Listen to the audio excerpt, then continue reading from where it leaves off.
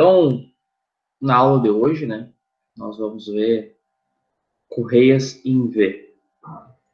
Na aula passada, a gente viu, né, correias planas.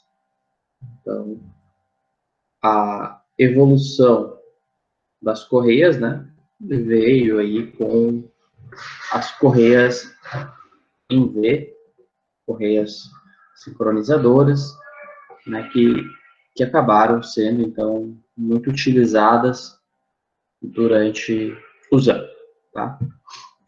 Então, as correias em V, como o próprio nome diz, né, ela tem uma representação muito parecida com um V, né? Na verdade, é mais um trapézio do que realmente um V.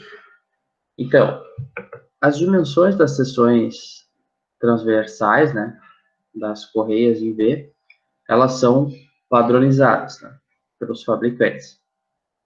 Cada seção é designada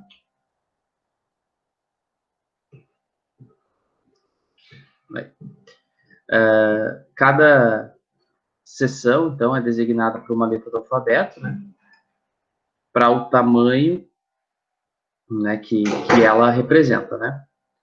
Então, por exemplo,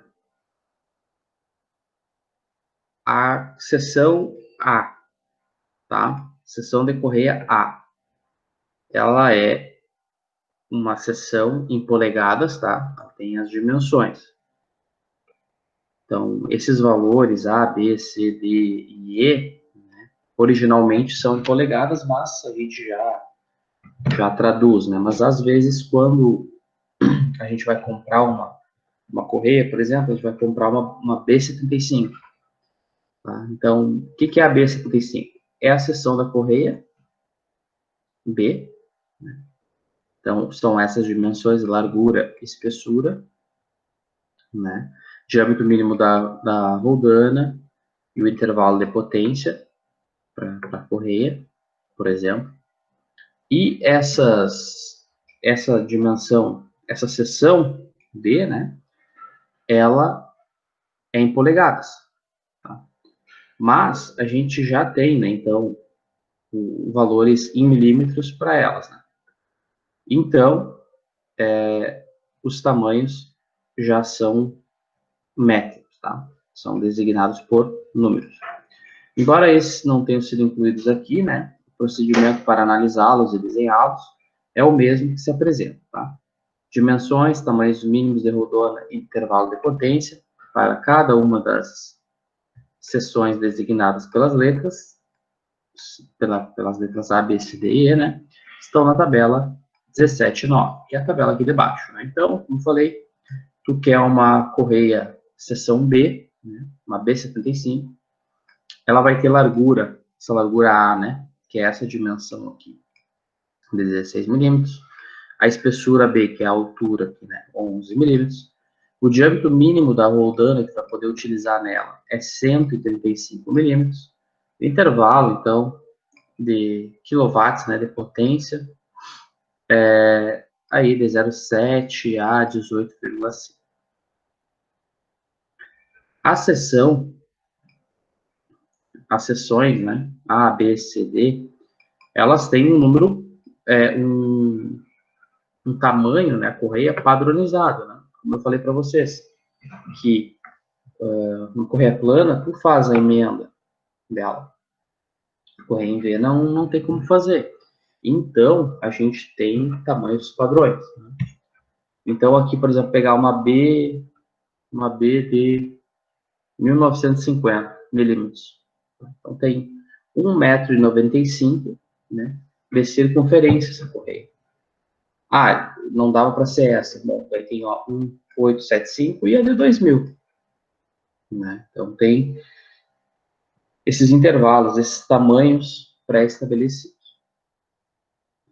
Por exemplo, quando tu pede uma B75, é 75 polegadas, né? Então, aqui já está em milímetros, esses valores, né? Uma B75 seria 75 vezes 25. Eles botam geralmente 25. E aí vai dar um número aqui que se encaixa em um desses valores.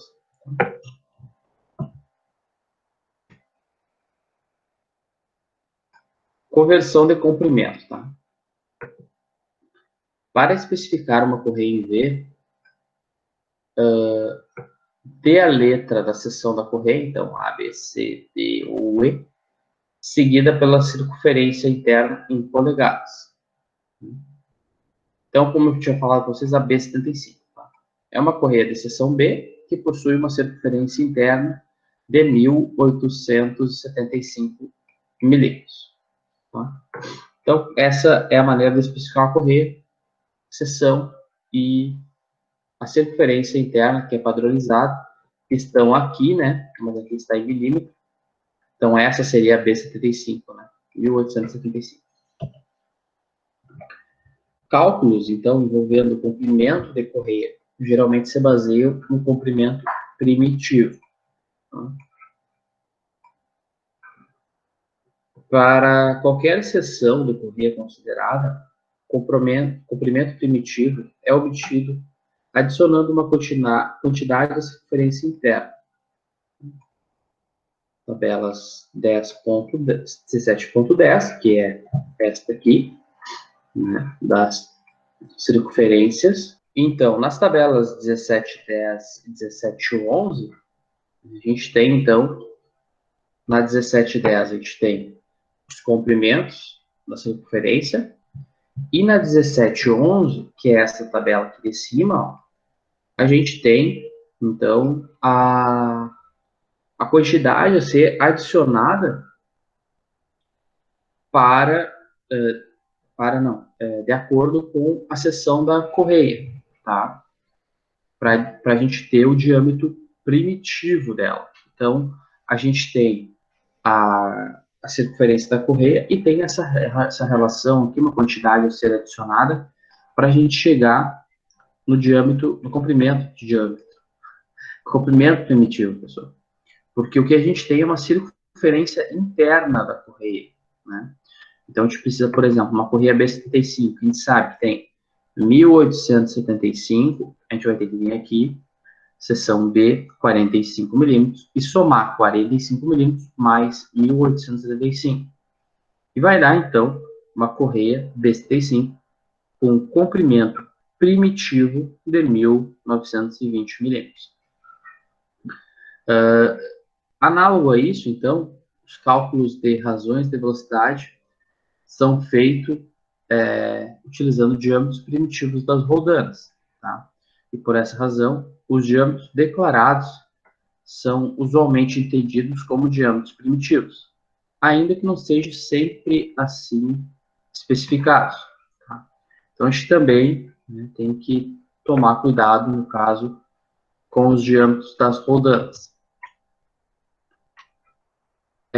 O ângulo de ranhura de uma roldana é feito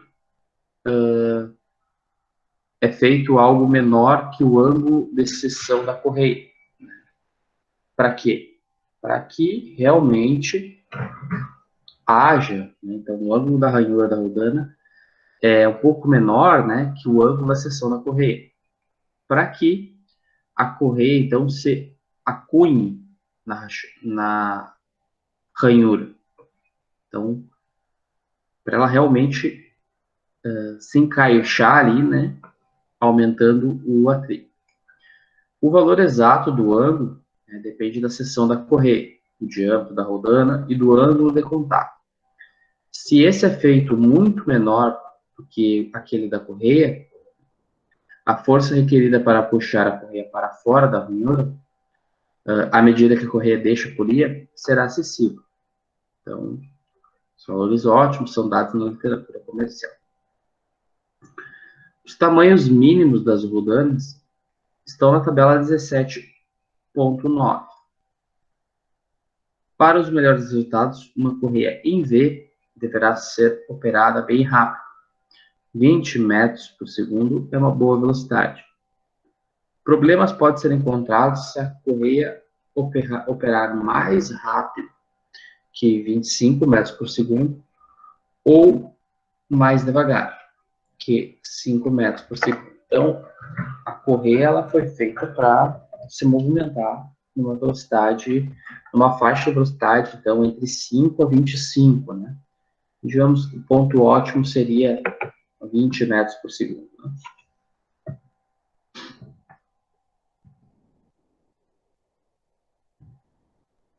Então, aqui, pessoal, ó,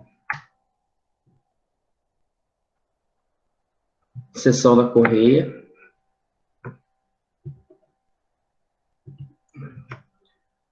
Seção da correia.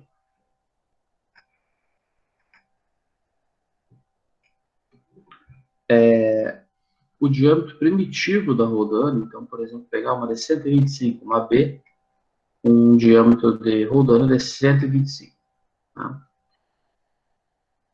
Dependendo da velocidade, então, que a gente tem aqui, ó, 20 metros por segundo, por exemplo, a potência, então, uma estimativa de potência em quilowatts, transmitida, né, para essa correia transmite 2 quilowatts. Tá? Essa tabela é bem importante para a gente pegar dados no futuro. O comprimento primitivo da correia, ele pode ser expresso, tá? Que é o comprimento total dela, né? A circunferência total dela, considerando os diâmetros das polias, enfim, pode ser expresso, então, 2 vezes C, o C é a distância entre centros, mais o π, diâmetro Dzão, né, que é o diâmetro primitivo da polia maior, mais Dzinho, diâmetro primitivo da polia menor, dividido por 2, mais Dzão menos Dzinho ao quadrado, sobre 4C, que é a distância entre centros. No caso, os diâmetros das polias, né, nós temos, e o C pode ser calculado, né? Então, a gente vai ter, ou a gente vai ser dado o C ou não, às vezes é dado o LP, que aí vamos descobrir o C. O C pode ser calculado, então, por esta equação aqui, né?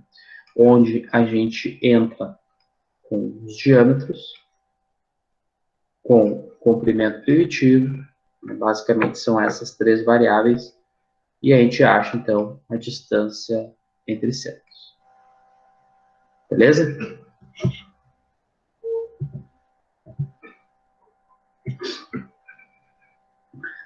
A capacidade, então, quer em termos de números de horas ou número de voltas, se refere a uma correia operando em rodanas de igual diâmetro, abraçamento de 180, de comprimento moderado e transmissão numa carga estável. Então, o que acontece, pessoal? O que está tabelado, então aqui a gente vai chamar potência ajustada, tá? HA. O que está tabelado nas tabelas é uma condição com 2 rodanas de diâmetros iguais, e aí elas vão ter o mesmo abraçamento, né, se elas forem o mesmo diâmetro.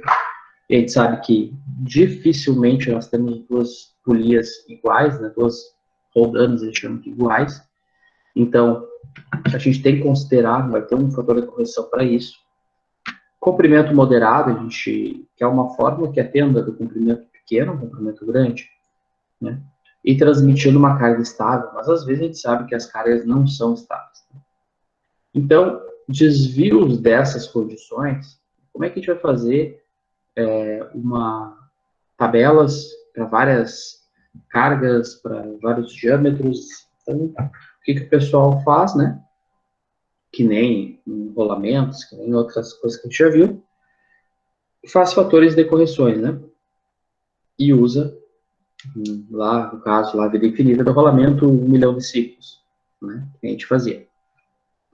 Então, desvio dessas condições de teste são levados em conta por meio de ajustes multiplicativos. Então, a gente vai colocar fatores, né? Se a potência tabelada de uma correia com seção de tamanho C é 7,06 kW e uma rodana de 300 milímetros de diâmetro, a uma velocidade periférica de 15 metros por segundo, tabela 1712, essa tabela aqui, então 1712, 300 milímetros, 15 de velocidade, né? Então a gente chega a 706 aqui. Então, quando a correia é utilizada sob outras considerações, o valor HTAB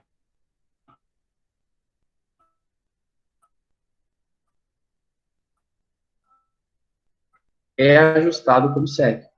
Então, o tipo C ali, com uma rodana maior de 400 milímetros, né? De 300 milímetros, desculpa, uma velocidade de 15. Então, a gente tem aquela tabela, né, para várias velocidades. Então, a gente tem que ajustar esses valores. Então, o HTAB é o H tabelado, é o 7,06 da tabela. E o K1 e o K2 são fatores de correção, que a gente vai ver agora. O K1 é o fator de correção para o ângulo de contato. Tá? Então, o que a gente tem? Como o tabelado no HTAB é para abraçamento 180 graus, a gente tem que considerar um abraçamento maior ou menor. Tá? Então, como é que a gente usa esse fator de correção? Então, o pessoal já estudou, já fez, né? Então, o pessoal faz o seguinte, para o K1, diâmetro maior menos o diâmetro menor sobre C. Diâmetro da polia maior, diâmetro da polia menor e a distância entre centros. Tá? É isso que é utilizado.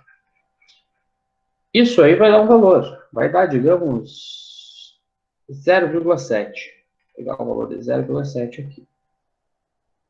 Isso nos dá o quê? Nos dá um valor, um ângulo de contato de 139 graus. E aí, o K, o KA, o K1, desculpa, ele vai ser para uma V plana ou para uma dupla V, correias dupla V, 0,39 e para V plana 0,4084. Outro fator de correção é o fator para comprimento de correia, o fator K2. Tá? É importante também. O K2, então, ele é de acordo com o tamanho, né? Então, pega o comprimento nominal da tua correia em metros. Vou pegar uma correia aí, sei lá, era uma correia tipo C aqui, né? Tipo C. Uma correia tipo C, digamos que seja entre 2,63 e 3 metros, uma correia tipo C, e vai ter um fator de comprimento de 0,95. Né? Então, nós pegaríamos lá 0,95, aqui 0,7 e multiplicaria pelo valor de 7,06. Beleza. Em uma correia V, o coeficiente de atrito efetivo, F', é F sobre seno de φ sobre 2, que corresponde a um aumento por um fator de cerca de 3 por causa das ranhuras.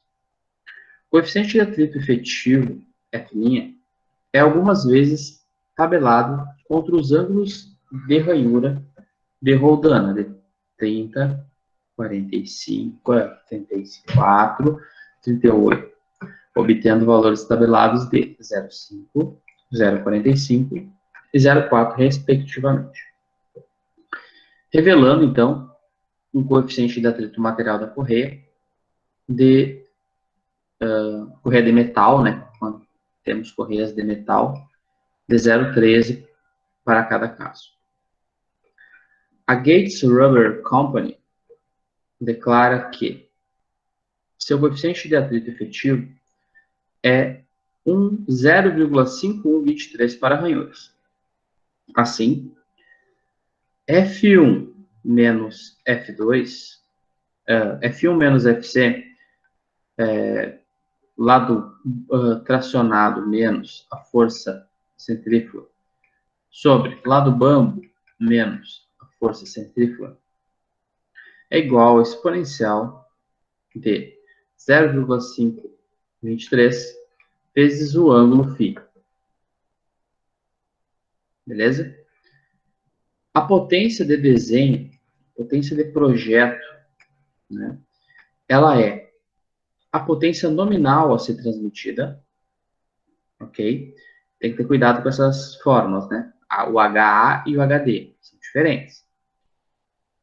O HA lá era HA igual a K1 vezes K2 vezes o HTAB, que é o H tabelado, a potência tabelada. Aqui é a potência de projeto, que ela tem que ser a potência nominal, então a potência que a máquina necessita que seja transmitida, vezes o KS, que é o fator de serviço, então, que depende da aplicação, né? Então, H no, é a potência nominal, KS é o fator de serviço dado na tabela, e o ND é o fator de projeto, né? É o coeficiente de segurança. Tá? Então, HD é igual a HNOM vezes KS vezes ND. O número de correias, ND, né, é geralmente próximo, o número mais próximo ao inteiro, né, de HD, que é a potência de projeto, sobre o HA, que é a potência ajustada, não admissível, por cada correia. Então, a gente vai, essa divisão, né, HD sobre HA vai dar lá 2, 3, 4, 5 correias que vai ser necessário para transmitir aquela potência. Aqui nós temos, então, os fatores de serviço, né, que é o KS. Então, a máquina uniforme, choques leves, choques médios, choques densos, característica normal de torque, torque alto não uniforme, e aí a gente coloca, então, esses valores aqui, tá bom?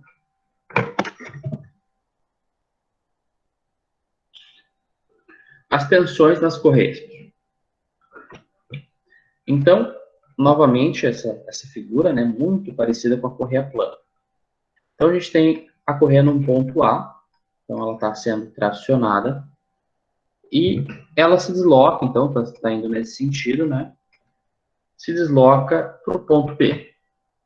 No ponto B, pessoal, o que ocorre? Um pico de tensão elevado. Por quê? Porque é assim. Porque a correia, ela, diferentemente da plana, que a seção era retangular, ela não tem uma distribuição tão uniforme, né, sobre a seção. Né? A seção ela é trapezoidal. Então, nesse ponto aí, há uma inversão ali do posicionamento e acaba, então, dando esse pico de tensão. Tá? Que a gente chama aqui como FB1. Tá? Esse pico de tensão. Depois, de B a C, ela cai, ela vai caindo, tensão. Em D, em C, né, ela vai caindo até atingir o seu menor valor. De B até E, né, ela está no menor patamar possível de tensão. Depois, quando ela entra na roldana novamente, na roldana grande, o pico de tensão ocorre novamente. E esse segundo pico, né, ele é conhecido como FB2. Tá?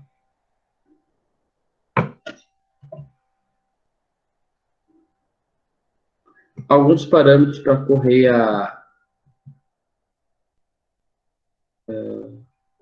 deixa eu ver aqui.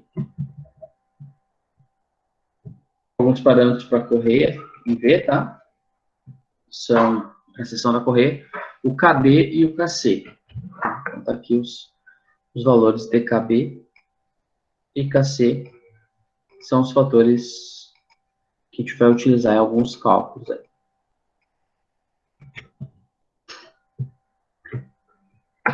Então, seguindo a mesma metodologia das correias planas, a potência transmitida por correia é baseada em ΔF, o F aqui é as trações, né, da correia, ela é igual a F1 menos F2. Tá? E aí a gente tem, nesse caso, um ΔF igual a HD, potência de projeto, sobre o número de correias, sobre πdn, que é a velocidade. Tá? Então, potência dividido pelo número, né? Potência sobre a velocidade vai dar a tensão. Tá? Por meio da equação 17-8, que é uma equação que a gente teve lá em correias planas, a gente consegue, né, dizer, e por meio da tração F1, que nós temos que F1 é Fc, que é a força, a tração centrífuga, mais ΔF vezes exponencial de F, coeficiente φ, ângulo, sobre exponencial de F vezes φ menos 1. Para a definição da ΔF, né? A tração mínima F2 é a F1 menos a ΔF. Então, tendo a F1, aí a gente consegue achar a ΔF, e aí só jogar nessa forma, né? Bem tranquilo essa parte aqui. Da seção J, da equação J da seção 17.2, aonde em correias planas a gente fala sobre pré-carga, tensão de pré-carga, a gente também consegue chegar no valor da pré-carga para tensão, para correia em V, que elas também necessitam. Né? Então, a tensão de pré-carga é a tensão 1 mais a tensão 2 dividido por 2, menos a força, a tensão central. O fator de segurança, então, ele é a tensão admissível vezes o número de correias sobre o H nominal vezes o KS, que é o fator de serviço. Correlações de durabilidade na vida são complicadas pelo fato de que a flexão induz tensões flexurais na correia. A tração corresponde na correia que induz a mesma tensão de tração. Tração máxima é FB1 na rodana motora e FB2 na movida. Né? Nós já tínhamos falado que são o pico máximo de tensão. Essas trações equivalentes são adicionadas a F1 como, então, T1 igual a F1 mais FB1, que é F1 mais KB dividido por D. T2, F2 mais KB dividido por Dzão. KB é dado na tabela 17-16.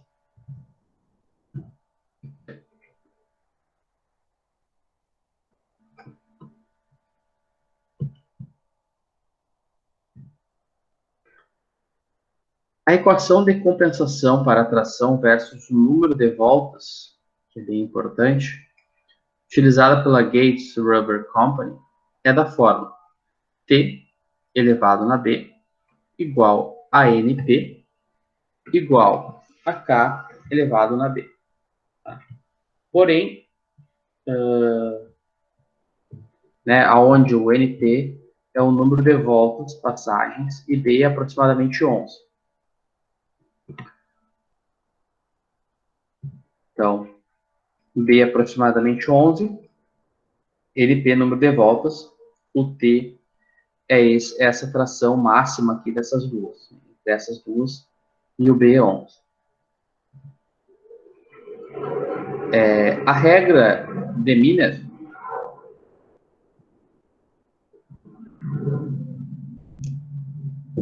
Miner é utilizada para somar os danos causados pelos dois picos de tensão. Vou voltar lá na figura. A gente tem um pico de tensão FB1 na correia motora, e outro na FP2, correia motora. Motora é movida, né? FB1 motora e FB2 movida. Então, para causar, né, a regra de Miner é bem conhecida de vocês, para somar, então, os danos, né, a gente consegue 1 sobre NP igual a K sobre T1 elevado a menos B, mais K sobre T2 elevado a menos B. Ou NP igual a K sobre T1 elevado a menos B, mais K sobre T2 elevado a menos B, tudo elevado a menos 1. Né?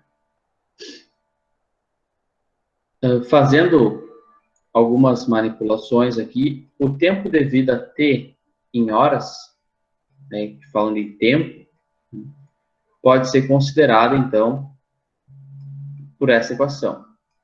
T igual a NP, a gente calcula aqui o número de passagens, vezes o LP, que é o comprimento, vezes 3.600, conversão de minutos, de horas para minutos, minutos para horas, segundos para horas, na verdade, vezes V, que é a velocidade escalar. Então, a gente precisa achar o NP para achar, né, que vai ser o número de voltas, né, que ela vai resistir, para poder achar, então, as horas que essa correia vai resistir. Alguns parâmetros para as correias em V, então, né, para nós colocarmos nessas fórmulas aqui. Os picos de força de 10 na 8 a 10 na 9, aqui de 10 na 9 a 10 na 10, e o diâmetro mínimo da rolana, e as seções A, B, C, D, E. Então, a gente tem os K e o B. Então, a gente tem valores aí de K, por exemplo, para uma C, né, uma seção C, 9.069, e o B, 11,173. Beleza? As constantes, então, aqui, K e B da tabela, né, possuem seus intervalos de validade. Se NP for maior do que 10 na 9, relate que NP é igual a 10 na 9. Tá?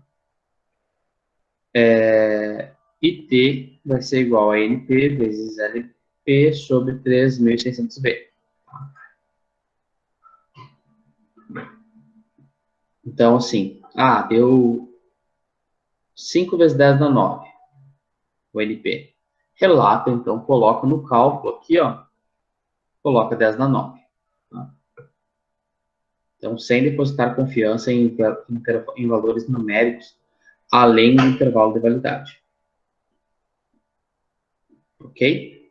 Passou do intervalo de validade, não dá confiança. Veja a afirmação relativa a NP e a T próxima à conclusão, né, do exemplo 17.4 que a gente vai fazer. Daí lá a gente discute novamente sobre isso. A análise de uma transmissão por correia em V pode consistir dos seguintes passos. Primeiras coisas que devem ser feitas: encontrar V, LP, C, Φ e o exponencial de 0,5123. Depois vamos encontrar as potências de desenho e admissível, o ND, né? E depois, a partir desse valor, né, o ND a partir da divisão entre HD e HA. Encontrar a força, a tensão centrífuga, a variação de tensão, a tensão 1, a tensão 2, a pré-carga e o fator de segurança. E por último, depois encontrar a vida da correia em números de passagem, ou horas, se possível. E é isso. Esse é o procedimento, vou até uma flechinha aqui, para cálculo de correia. Ok?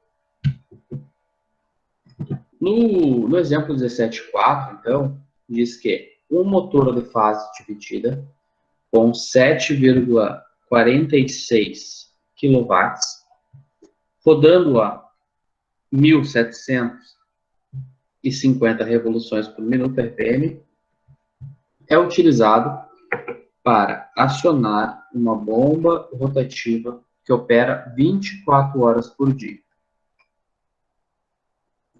Um engenheiro especificou uma pequena roldana de 188 milímetros, uma roldana grande de 280 milímetros, 3 correias B2800. Tá? O fator de serviço de 1.2 foi aumentado de 0.1 por causa do requisito de trabalho contínuo. O fator de serviço, que é 1.2 para esse caso, foi aumentado 0.1, então foi para 1.3, por causa do requisito de trabalho contínuo. Analise a transmissão e estime a vida da correia em voltas e horas. Bom, é uma correia, então, que está girando a 1.750 revoluções por minuto. Tá? Para nós calcularmos tanto os comprimentos, né, a gente precisa, na verdade, chegar nessa fórmula aqui. O LP, a gente não tem. O LP depende das dimensões, distância entre centros, que a gente não tem. Depende dos diâmetros que a gente tem. Distância entre centros, acho que não foi dado, né? A distância entre centros depende, então, do LP também. Então, a gente precisa achar esses dois valores para poder descobrir, né? O LP, o NP, a gente precisa dos T's. E a gente vai precisar achar o T1, T2, a gente vai ter que achar todos os F1, F2, FI, né, para poder chegar nesses valores. Tá? E a velocidade escalar. Então, a gente pode focar nesse primeiro momento para achar tempo em vida, né, em horas, velocidade escalar e o LP, né, no primeiro momento. A velocidade escalar periférica da correia, né, é igual a πdn, né, π 3,14, o D ele pega a roldana menor para dar a maior velocidade, né, vezes o N,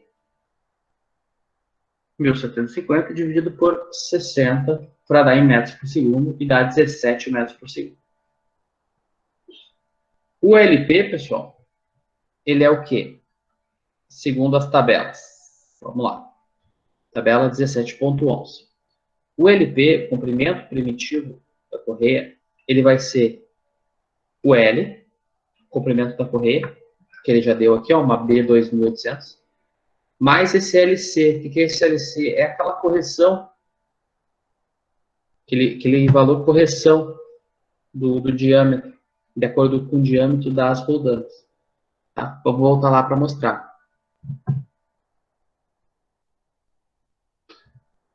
Tabela número 1711.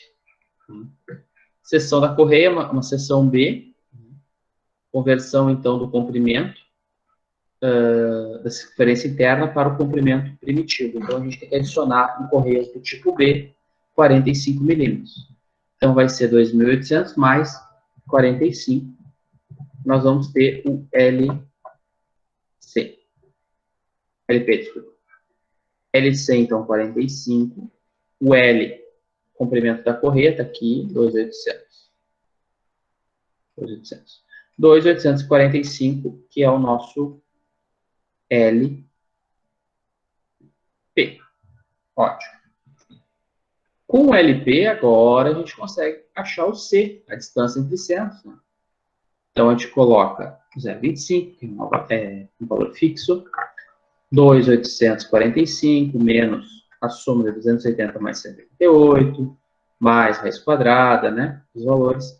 Isso vai dar, então, um C, uma distância entre centros de 1.054 milímetros. Então, a gente tem o LP, o C, e agora a gente vai ter que ir, então, para poder chegar aqui, né, vai ter que achar esses T's aqui, T1 e T2. O K e o B são tabelados, então a gente não precisa se preocupar nesse momento. Mas para chegar nesse T1 e nesse T2, vamos fazer uma retrospectiva aqui. A gente precisa achar o F1, esse KB e o D. Os D a gente tem, né? Ok. E para achar o F1, a gente vai ter que vir aqui, vai ter que calcular isso aqui, vai precisar calcular o FC, né? Então a gente vai ter que fazer todo o cálculo aqui agora.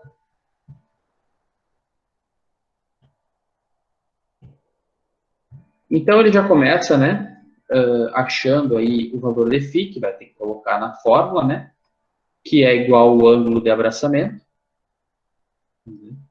que vai ser π menos duas vezes o seno já na menos 1 da diferença dos diâmetros das rodanas sobre duas vezes o c, vai dar 3,054 radianos.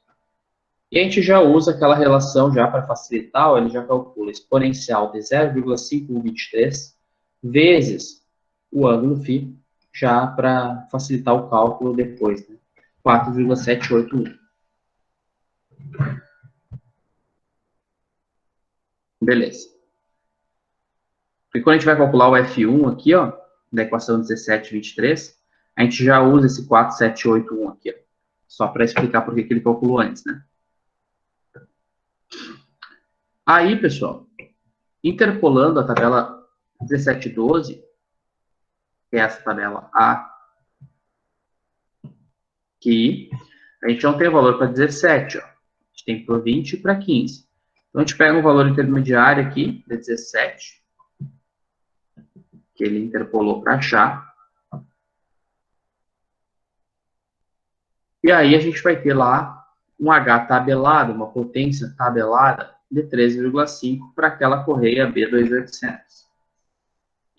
O ângulo de abraçamento a gente já calculou, que é o 3054, mas está em radianos. Então, a gente multiplica por 180, divide por π, vai dar 175 graus, o ângulo de abraçamento. Esse ângulo de 175 graus, a gente vai na tabela 1713 e pega o K1.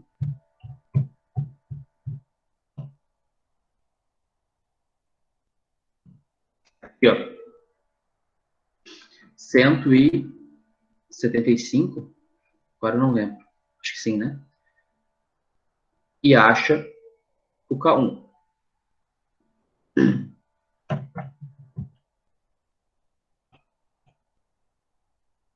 Isso. K1, 099. Da tabela 1714, a gente pega o K2.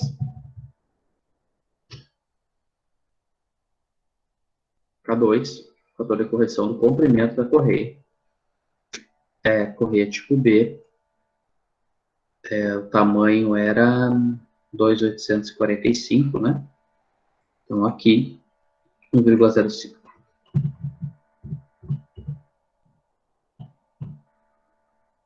Ali, 1,05 pegou. Com isso, então, um H tabelado, o K1 e o K2, a gente consegue achar o H admissível daquela correia para essas condições de abraçamento e de comprimento de correia. Então, o H admissível está aqui, ó, 3,64 kW. Tá? Ótimo. O HD ele é o nosso H nominal, a potência que tem que ser transmitida, vezes o KS, que é o nosso fator de serviço, e mais nosso fator de projeto, que não foi determinado, né? O KS a gente sabe que é 1,3, foi falado, né? Que era 1,2 e era para somar mais 0,1. O H nominal foi informado também no enunciado, dizendo que o motor de fase dividida com 7,46, rodando lá no CT. E aí, a gente precisa achar, então, o HD, que é o de projeto. O HD, então, vai dar o quê? 7,46 vezes 1,3 vezes 1. A gente colocou um fator de segurança baixo aqui, deu? Isso vai dar, então, o fator do projeto deu. Isso vai dar, então, 9,7 kW. Ótimo. O número de correias, ele é a potência que o projeto exige, dividido pela potência admissível para uma correia, né? Isso vai dar 2,67, que não dá para nós colocar isso, né? Tem que ser valores inteiros, então, 3 correias para transmitir essa potência. Ok? Beleza. Deixa eu ver o que era a pergunta. Analise a transmissão e estime a vida ocorrendo em voltas e horas. Tá? Então, até aqui a gente analisou, né, que vai ter que ser necessário 3 correias, beleza. E agora a gente vai ir para o passo para achar quantas horas essas correias vão resistir. Beleza. Para chegar nesse ponto, então, das horas, né, que é essa equação aqui, a gente precisa achar o NP. Que o NP, ele é também função de T1 e T2, e aí a gente vai ter que aplicar todas essas equações aqui para achar, né, o F1, o F2, o FI, para chegar no T1 e T2. Beleza. Já começamos com o FC, né, a tensão devido à força centrífuga, tensão centrífuga. Calculando, então, a gente vai ter 48,4 newtons. O ΔF, a gente vai ter aqui 9.700 potência, né, dividido por 3 correias, vezes 1.750, que é a rotação, dividido por 60, vezes 0,188, que é o diâmetro, né, da polia, a gente vai ter 188 newtons. O F1, então, é a força centrífuga mais o ΔF1 vezes o φ, né, aquele valor exponencial de 0,5123 vezes φ, que a gente já calculou, é 4,781. Isso vai dar, então, o F1 de 286 newtons. O F2 é F1 menos ΔF, vai dar 98 newtons. O FI é F1 mais F2 dividido por 2, menos o FC, 143 newtons. E o fator de segurança, né, é H vezes ND sobre o H nominal vezes o KS.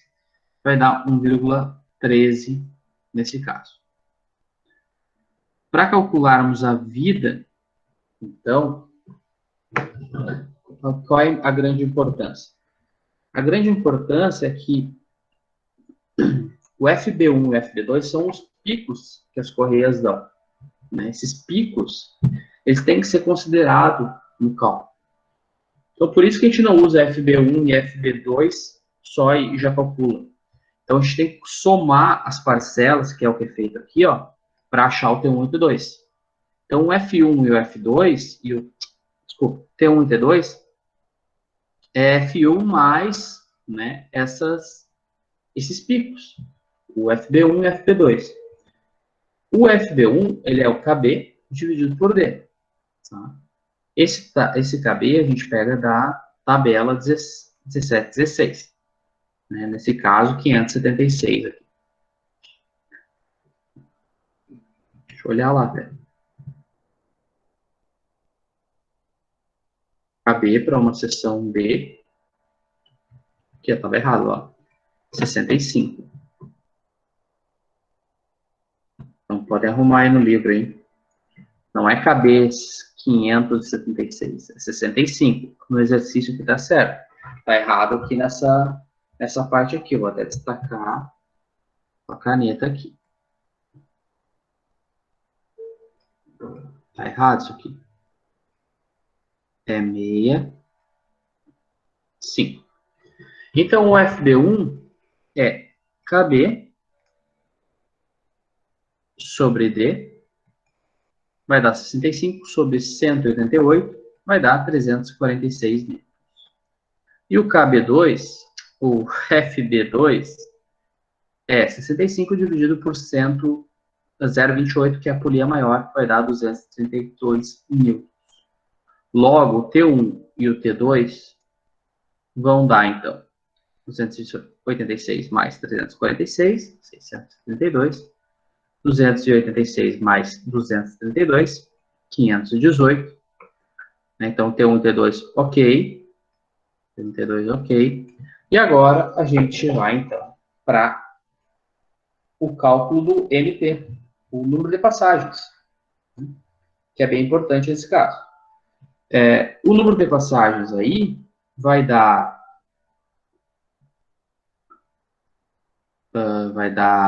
K,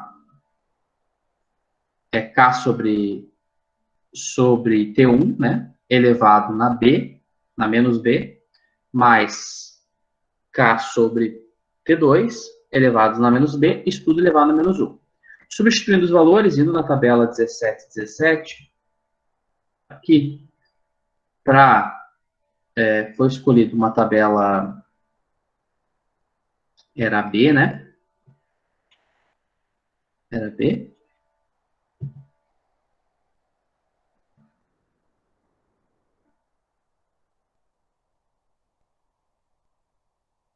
Isso, 5.309. O B, 10,92, né? E aí tá 11 vezes 10 na 9 passagens. Tá? Porém, esse valor aqui, ó, 11 vezes 10 na 9, está fora do intervalo de validade da equação. Tá? A vida é maior do que 10 na 9 voltas. Então, quando dá maior que o intervalo que a gente tem aqui nessa tabela, se a gente está no 10 na 8, 10 na 9. Se passou de 10 na 9, tu usa o valor limite de 10 na 9. Então, nesse cálculo aqui, a gente vai colocar T em horas é 10 na 9 vezes 2,845, que é 2,845 é o LP, vezes 3.600 vezes V, que é 17 metros por segundo. Isso vai totalizar, então, um trabalho maior do que 46.500 horas de trabalho. Se tu quer dividir por dia, divide por 24 aqui, né? Tu vai ter quantos dias essas três correias, no caso, né, vão existir transmitindo esse movimento. Beleza, pessoal? A correia sincronizadora, tá? Então, mais explicativo, assim, né? O livro ele não entra a fundo em correias de sincronização. Então, uma correia sincronizadora ela é fabricada em tecido emborrachado. Né? Então, fabricada em tecido emborrachado, revestido de tecido de nylon, que possui fios de aço internamente para aguentar, então, a carga de tração. Ela possui dentes que se encaixam em ranhuras cortadas na periferia das polias, né? Conforme essa figura aqui embaixo mostra, né? Os dentes e o encaixe feito na correia. Uma correia sincronizadora ela não se alonga apreciavelmente, né? Nem desliza, e, consequentemente, ela transmite potência a uma razão de velocidade angular constante. Nenhuma tração inicial aqui se faz necessária nesse caso. Tá? Então, os passos padronizados para a correia sincronizadora são, de acordo com o serviço, né? Leve, pesado, extra pesado, duplamente extra pesado. Então, tem designação, o passo P, né? Então, XL, L, H, essas são as designações, e o passo, então, de acordo com o serviço. Tá? Tais correias podem operar em um intervalo amplo de velocidades, possuem eficiências no intervalo de 97 a 99, quase eficiência de engrenagem, né? Não requerem lubrificação e são mais silenciosas que transmissões por corrente. Tá? Não há variação de velocidade cordal, como em transmissão por corrente, que a gente vai ver logo mais. Tá? E, portanto, são uma solução atrativa aos requisitos de transmissão de precisão. O caso mais clássico aí da correia de sincronização é a famosa correia dentada aí dos motores de automóveis. O fio de aço, né, é o membro que suporta a tração em uma correia sincronizadora. Está localizado na linha primitiva da correia. Assim, o comprimento primitivo é mesmo diferente da espessura do reforço. Os 5 passos padronizados disponíveis na série em polegadas estão listados na tabela, né, com suas designações por letras. O comprimento primitivo padronizado, então estão disponíveis de 150 milímetros a 4.500. Polias, né, a gente tem de 15 milímetros de diâmetro primitivo até 900 milímetros de diâmetro primitivo, com um número de ranhuras de 10 a 120 ranhuras. O processo de desenho e seleção para correias sincronizadoras é similar àquele para correias em V. Por isso, né, a gente não apresenta aqui. Como no caso de outras transmissões por correias, os fabricantes fornecem, então, um amplo suprimento de informações e detalhes sobre tamanhos e resistência. Então, como ele é muito parecido com o caso da correia em V, né, a gente não estuda nesse caso aqui. Pessoal, começamos, então, correntes, tá? Transmissão por correntes. Vamos lá.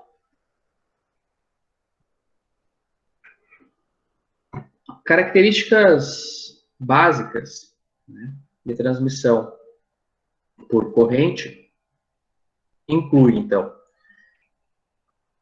razão constante, uma vez que nenhum escorregamento, nem fluência estão envolvidos, vida longa e a capacidade de acionar vários eixos a partir de uma única fonte de potência.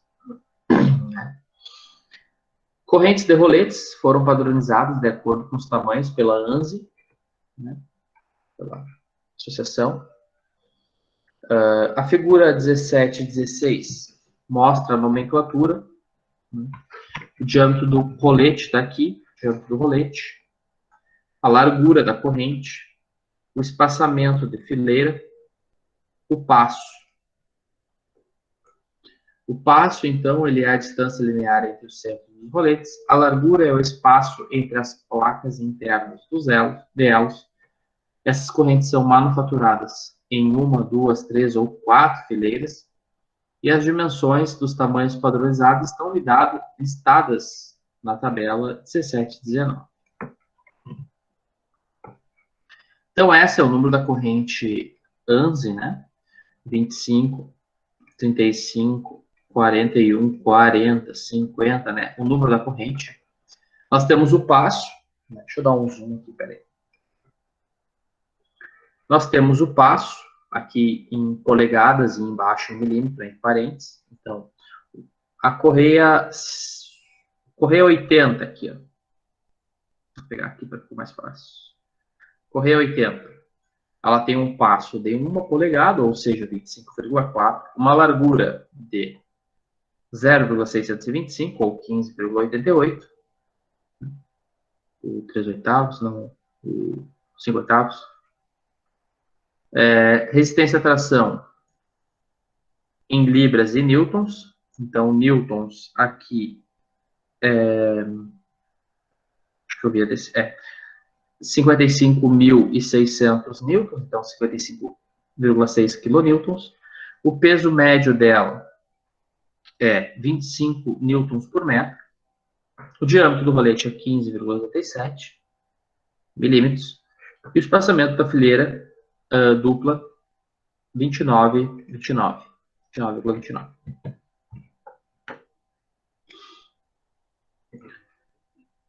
Engrenamento de uma correia e coroa. Tá? Então, como funciona o engrenamento? O engrenamento ele funciona, né? Isso aqui todo mundo espera que já tenha tido bicicleta na vida. O rolete redondinho, ele entra, né, na coroa da bicicleta, ou uma coroa que a gente popularmente chama de coroa, né, na bicicleta, mas é uma engrenagem. Então entra aqui e faz esse engrenamento. A figura, então, 1717, né, ela mostra então, a roda dentada, né, uma engrenagemzinha, acionando uma corrente e rodando no sentido anti-horário. Tá? Aqui o sentido anti-horário. Denotando o passo da corrente por P. Então, está aqui o passo da corrente, a distância entre dois roletes. O ângulo de passo, este ângulo aqui, ó, do centro até os roletes, por gama. E o diâmetro primitivo da roda dentada por B. Com base na trigonometria da figura, vemos que seno de θ dividido por 2, que é este ângulo aqui, ó. Opa. Seno de θ dividido por 2, que é esse ângulo aqui.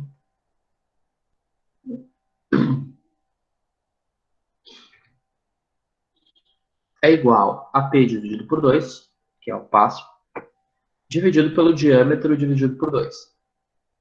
Tá? É esse cálculo aqui, né? Desse retângulo aqui. Então, o D ele vai ser igual ao passo dividido por seno do ângulo aqui de passo dividido por 2. Uma vez que o ângulo de passo ele é igual a 360 dividido por n, que n é um número de dentes, a equação ela pode ser escrita, então, como D igual a P sobre seno de 180 dividido por n. Aqui. O ângulo gama dividido por 2, pelo qual o elo oscila à medida que entra em contato, é chamado de ângulo de articulação. Pode ser visto que a magnitude desse ângulo é uma função do número de dentes. Rotação do elo por ângulo causa impacto entre os roletes e dentes da roda dentada e também desgaste na junta de corrente. Uma vez que a vida de uma transmissão selecionada de forma apropriada é função do desgaste e resistência fadiga superficial dos roletes, é importante reduzir o ângulo de articulação tanto quanto possível. Então, ângulos pequenos, né? Ângulo de articulação pequeno é mais benéfico para o engrenamento de uma corrente coroa. A velocidade da corrente V é definida como o número de metros saindo da roda dentada por unidade de tempo.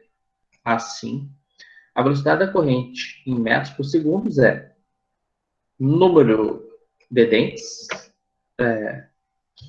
da roda dentada vezes o passo vezes a velocidade da roda em revoluções por segundo. Tá? Então, nada mais é que a gente faz lá o πdn, né, com diâmetro, né? E aqui, no caso, o passo vezes o número de dentes também vai dar a circunferência completa, né? O perímetro, né? Então, para correntes utiliza-se bastante essa forma aqui, TV igual a NPN. A velocidade máxima de saída da corrente, né, ela pode ser πdn ou πnp, passo, né, e rotação, sobre seno do ângulo dividido por 2. A equação A, que é a equação A, cadê a equação A? A equação A, diâmetro igual a passo dividido por seno, seno de gama dividido por 2, ela foi utilizada em substituição do diâmetro primitivo. A velocidade de saída mínima ocorre no diâmetro menor, né? No diâmetro T menor que D, né? No diâmetro menorzinho. Então, usando a geometria da figura, encontramos, então, que o Dzinho é igual ao D, cosseno de gama dividido por 2. Assim, a mínima velocidade de saída é a velocidade mínima πdn, πdzinho n, né? Que vai ser igual a πnp, cosseno de gama dividido por 2 sobre seno de gama dividido por 2. Agora, substituindo o gama dividido por 2 por 180 dividido por n, que é o número de dentes, a gente vai encontrar a fórmula, então, com a variação da velocidade. A variação da velocidade, ela é igual à velocidade máxima menos a mínima dividido por v. Tá? Que vai ser igual a π vezes sobre n, número de dentes, 1 sobre seno de 180 dividido por n, menos 1 sobre tangente de 180 graus dividido por n. Tá? Então, essa variação da velocidade cordal, tá? Isso, né? Essa variação, ela é conhecida como variação da velocidade cordal. Tá? Então, quando transmissões por corrente são utilizadas para sincronizar componentes de processos precisos, né? Então, a gente tem que verificar essa variação da velocidade cordal. Tá? Por exemplo, se uma transmissão por corrente sincronizou o corte de um filme fotográfico com o avanço para frente do filme, os comprimentos das placas de filme cortadas podem variar muito por causa dessas variações. Essas variações também podem causar vibrações dentro dos sistemas. Só porque é uma coisa bem específica para verificar em casos bem precisos, né, de transmissão por correntes. Então, aqui tem um gráfico, né, da variação da velocidade cordal. Tá? Variação da velocidade cordal. Quando a gente tem duas V1 e V2, né? A gente pode fazer V1 menos V2 dividido por V1 vezes 100. E a gente vai achar, então, né, por causa dessa diferença, né, pessoal, de tamanho, né, a variação da velocidade cordal é devido à diferença de tamanho das engrenagens, né? Então, isso que leva essa variação da velocidade cordal. Depois dessa consideração, capacidade de potência de correntes de roletes. Tá? Então, correntes de roletes raramente falham porque carecem de resistência à tração. Elas falham muito mais frequentemente porque foram submetidas a um número excessivo de horas. Tá? Então, geralmente, nisso. Por esse motivo, né? A falha real pode ser devida tanto ao desgaste dos roletes, quanto à fadiga superficial dos roletes.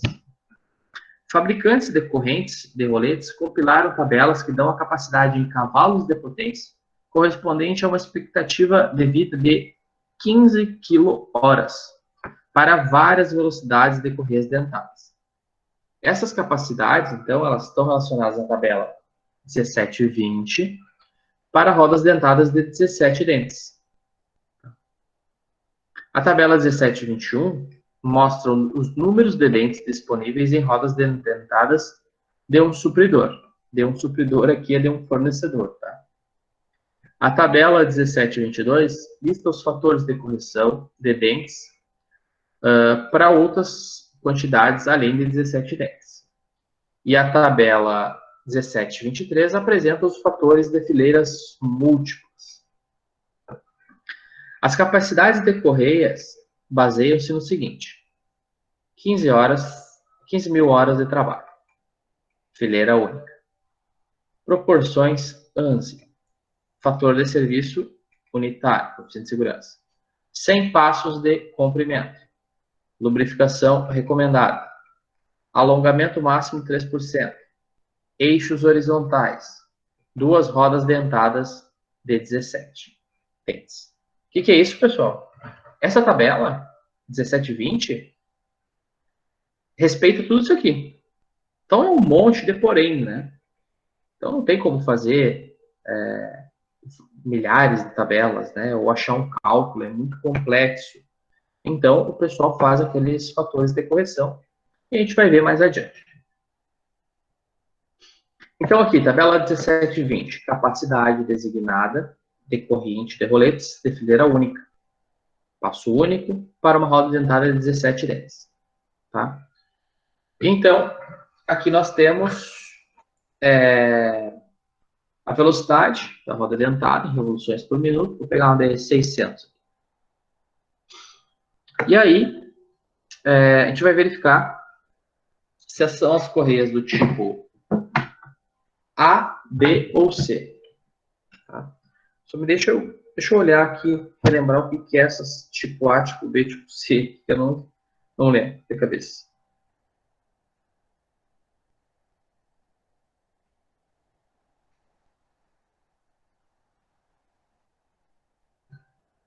Tá, deixa eu lembrar aqui.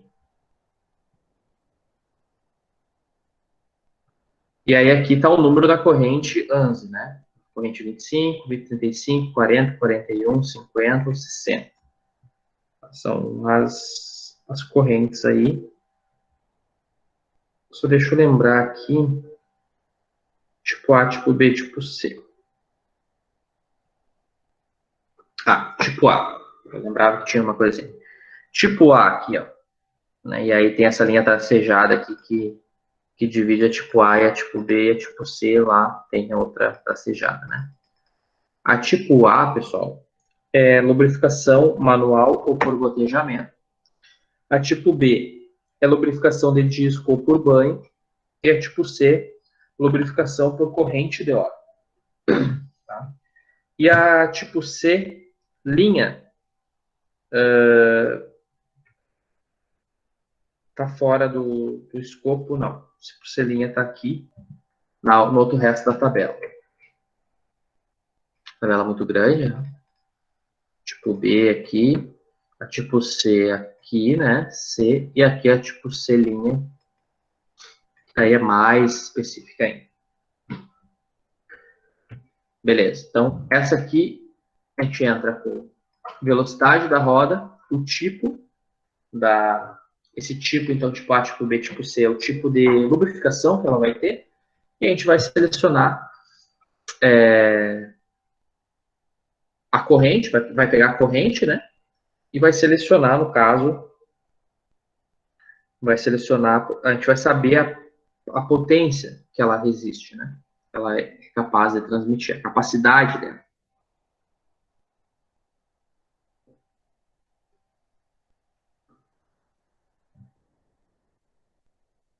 Aqui são os tipos de tipo A, ó. Tipo A, gotejamento, ou aquela velha e boa manual, né, que a gente consegue colocar, uma lubrificação manual.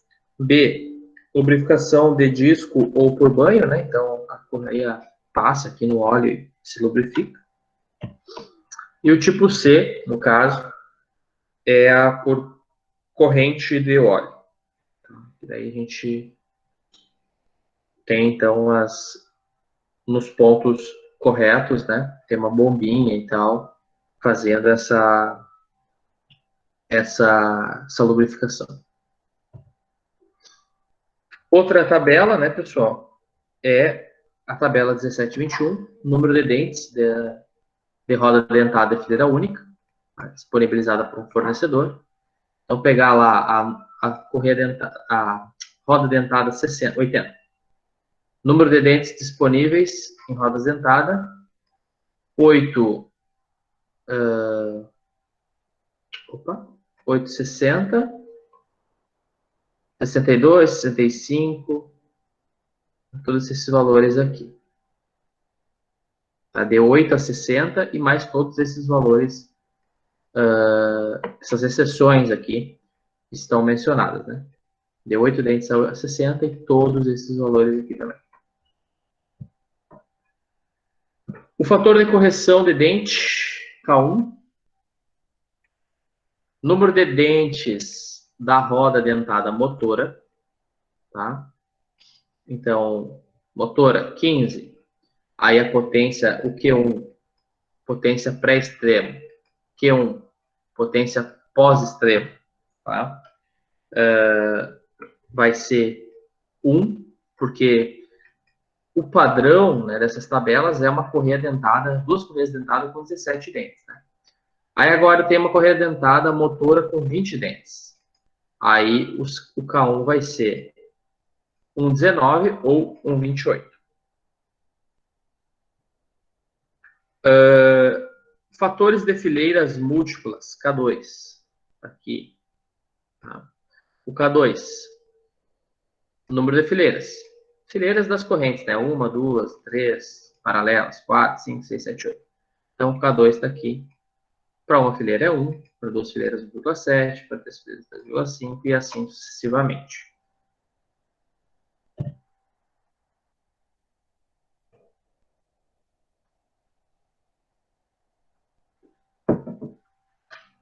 Classificações nominais de potência para correntes.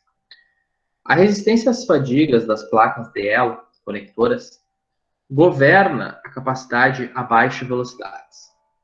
Tá? O Chains for Power Transmission and Materials Handling, de 1982, né? Então, o livro, né, de materiais para transmissão de potência, de correntes e materiais, né, de 1982, publicação da American Chain Association, que é Associação de Correntes, Americana de Correntes, fornece para correntes de uma única fileira a potência nominal limitada pela placa de elo, tá? Então, é o limitada pela placa de elo, como H1 igual a 0,03 N1 elevado na 0,8 vezes N1, N1zão, menos, e aqui N1zinho, vezes P sobre 25,4, 3 menos 0,7 P vezes sobre 25,4. O N1zão aqui é o número de dentes da roda dentada menor. O N1 é o número de dentes, é a velocidade da roda dentada. O P é o passo da corrente. Tá? Isso aí. A potência nominal H2 é limitada pelo rolete. Então, H1 limitada pela placa de elo, né? As plaquinhas que vão ligando os roletes entre eles, né? Aquelas plaquinhas de elo do lado. E a potência H2 é limitada pelo rolete. Então, 476 vezes KR, que é 29 para correntes com número 25, 35, 3 e 4, para correntes 41 e 17 para correntes 40 a 240. Tá? Um valor fixo também. N1, número de dentes da roda dentada menor. P, passo. E N1, velocidade da roda dentada. Tá, então, essas são as equações governantes aí do H1 e H2. Uma limitada pela placa e outra limitada pelo rolete. A constante 0,03, que tem aqui no início do H1, né? Que é 0,03. se torna 0,00025 para a corrente leve número 41.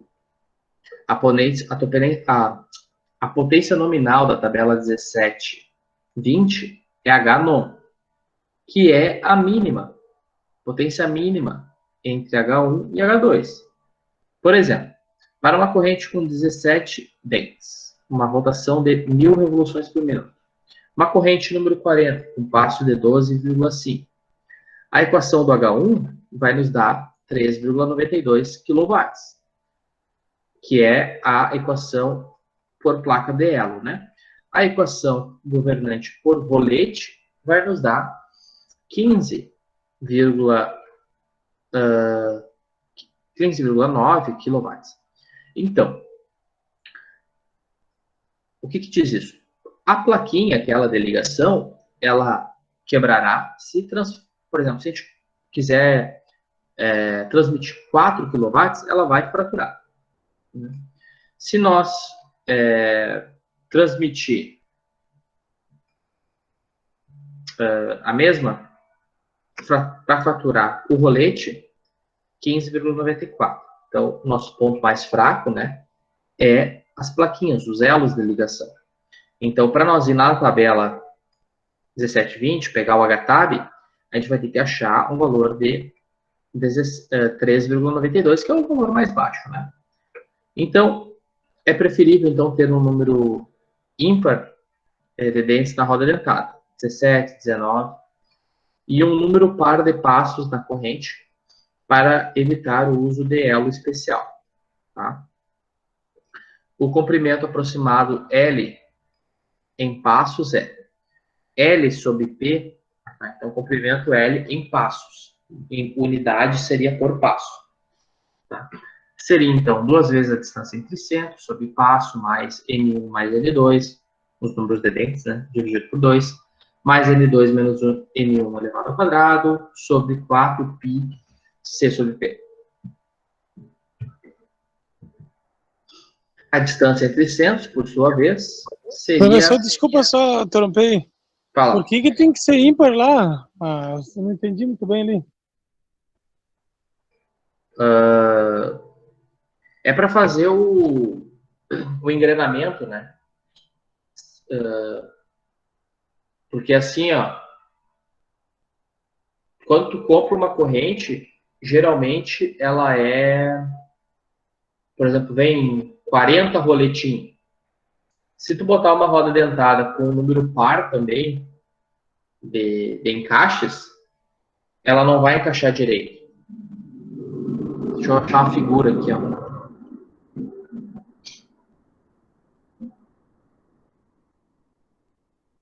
Porque olha só, aqui ela fica meio encaixada na entrada e meio encaixada aqui, ó, a saída. Entendeu? Então ela precisa, não pode ser os números ambas pares, por exemplo. É isso que eles tentam falar aqui, ó. Vamos ler de novo. É preferível ter um número ímpar de dentes na roda dentada motora e um número par de passos na corrente para evitar o uso de um elo especial. Isso aqui. Não sei se deu para entender, mas a ideia é essa. Entendi agora, professora. Os dentes tem que ser ímpar e o passo tem que ser positivo. Isso. Ou ao contrário, né? Mas é que o pessoal pode ver, sempre acha uma engrenagem, uma coisa, é sempre número ímpar, né? Nunca tem engrenagem número par. É muito difícil ter. Sempre engrenagem, coisa que o pessoal sempre usa número ímpar. Por causa do encaixe, para ele encaixar melhor, porque às vezes tem um meio dente sendo conectado só. Então é uma coisa que o pessoal convencionou aí e deu certo, né? Estão usando isso aí. Bom. Eu entendi agora. Pode falar? Ah, tá. Beleza. Joia. Bom, pessoal, então, a distância entre centros, C, né, também é importante nos cálculos de transmissão por corrente. É passo dividido por 4, menos A mais raiz de A ao quadrado, menos 8. N ao quadrado. Vamos ver se é um menos ou um mais ali agora. Acho que é um menos, né, pessoal? mas não tem aqui. Tem que verificar aí no livro certinho, mas eu acho que é o mesmo. N2 menos N1 sobre 2π elevado ao quadrado. Esse A tá aqui, né? Ele é N1 mais N2 dividido por 2 menos L sobre P. Beleza. A potência admissível, potência permissível, HA da corrente, ela é dada por HA, K1 vezes K2, os fatores de correção, e o HTAP. Fórmula exatamente igual a de Correias, em V, né? Claro que o K1 e o K2 vai ser diferente, o HTAP também é de tabela diferente, né? E a potência a ser transmitida, o HD, também é exatamente igual lá às Correias V. HD, né, é H nominal, KS e ND. Fator de serviço, fator de segurança e o H nominal. A potência que tem que ser transmitida. As equações, então, deixa eu achar aqui. Essa equação aqui é 1732 do H1 e a equação do H2, a 1733, elas... a equação 1732 é base dos registros de potência pré-extremos, entradas verticais, da tabela 1720. Tá? E a potência da corrente é limitada pela fadiga do E. A equação 1733 é base dos registros de potências pós-extremos dessa tabela. E o desempenho da corrente é limitado pela fadiga por impacto. As entradas correspondem à corrente de comprimento de 100 passos primitivos e roda dentada de 17 dentes. Quando a gente tem um desvio diferente das condições idealizadas, a gente viu aqui, ó, todas essas condições aqui embaixo são condições idealizadas, né? Quando a gente tem um desvio disso aqui, ó, a gente tem que usar esta equação aqui. H2 igual a esse monte de coisa aqui. Sendo que LP é o comprimento da corrente em passos, H é a vida da corrente em horas, visto que o ponto visto de um ponto de vista de desvio, a equação 1739 pode ser escrita com uma equação de compromisso da seguinte maneira. Tá? H2 elevado a 2,5 vezes H, N1 elevado a 3,75 vezes LP, isso aqui tem que ser igual a uma constante.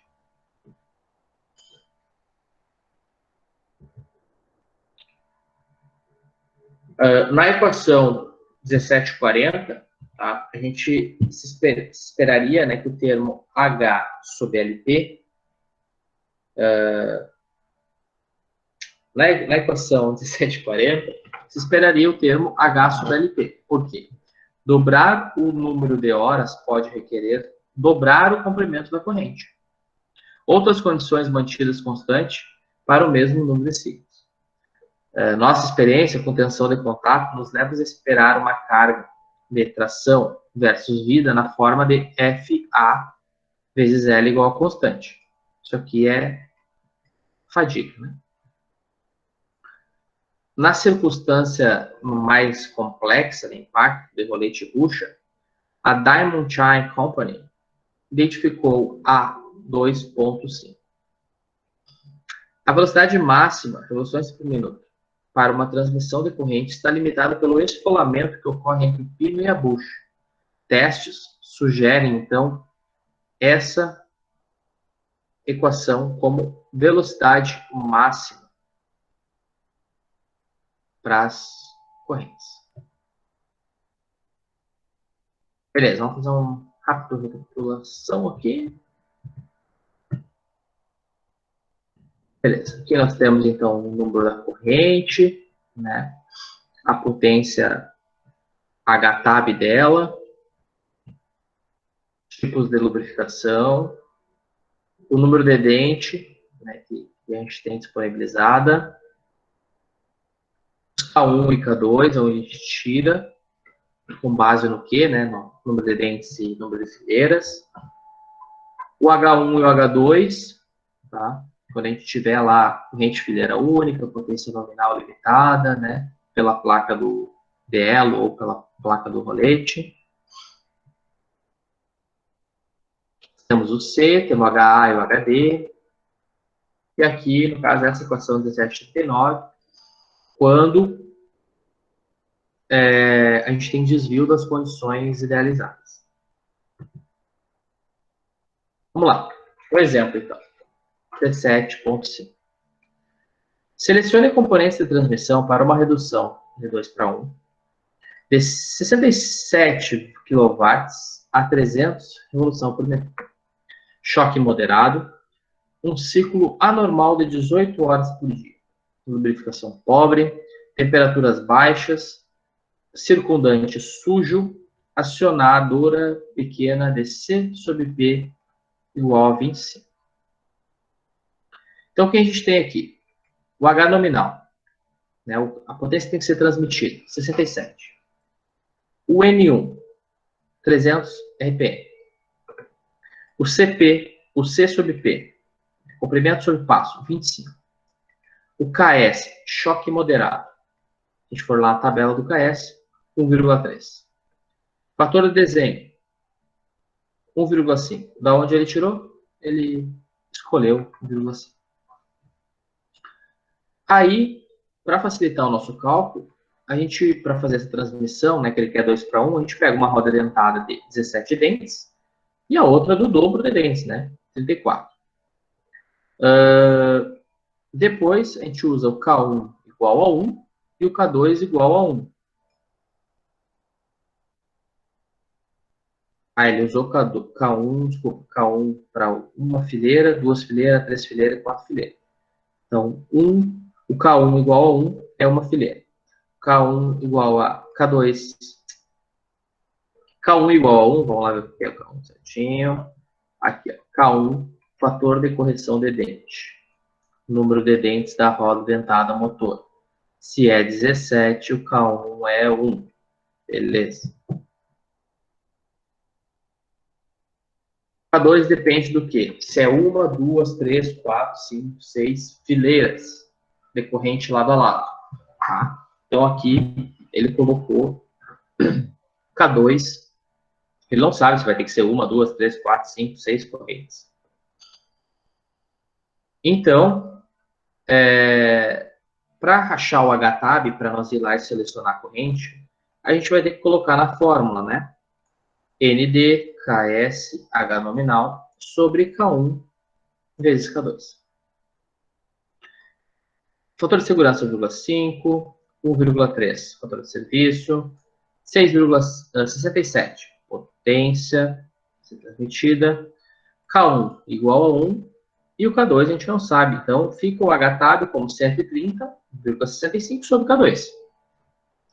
Para uma fileira, teria que ser, então, usando agora, né, chutando valores aqui, 1, 1,7, 2,5 e 3,3, teria que ser uma corrente 200, que vai dar um tipo de lubrificação, C', um tipo de lubrificação muito raro, não, muito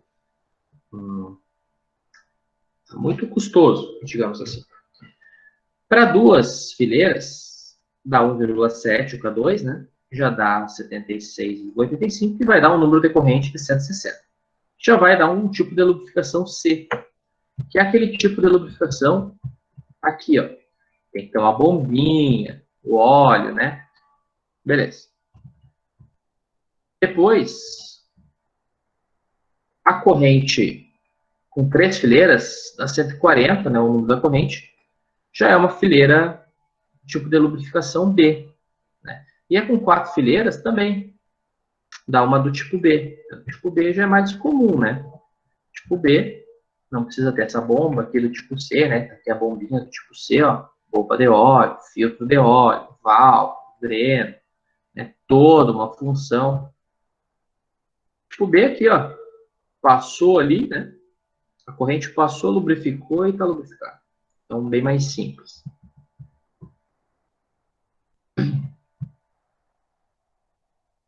Beleza. E a com 4 fileiras também fica na tipo B.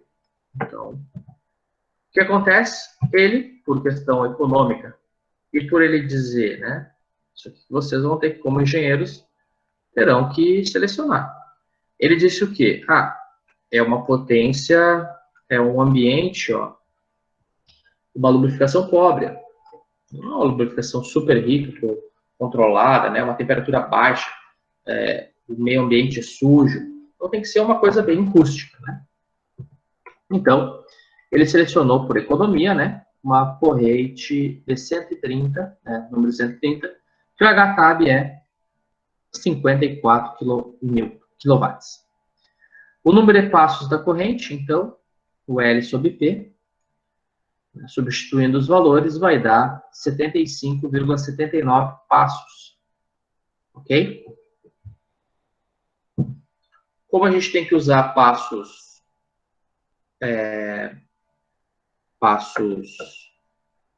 redondos, usamos 76 passos, logo o L sobre P é 76. A distância entre centros, né? Então, a gente precisa calcular o A, que é N1 mais N2 dividido por 2. Número de dentes de uma polia, mais numa roda dentada, mais da outra dividido por 2. Menos o L sobre P, que a gente calculou que é 76, vai dar menos 50,5. Jogando na fórmula do C, a gente vai ter C igual a 25,104P. Para uma corrente 140, né, o passo dela é 44,45. Logo, o C, comprimento, a distância entre centros, desculpa, vai ser 1.115,9 milímetros.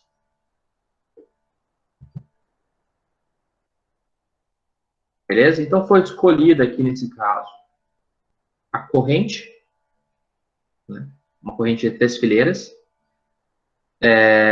O comprimento da corrente tem que ser 1.115,9 milímetros. A distância de centro tem que ser essa, para essa corrente, foi escolhida. E ela vai suportar, então, a transmissão, né, dessa potência. Beleza, pessoal? Isso aí, na próxima aula a gente começa cabos densos.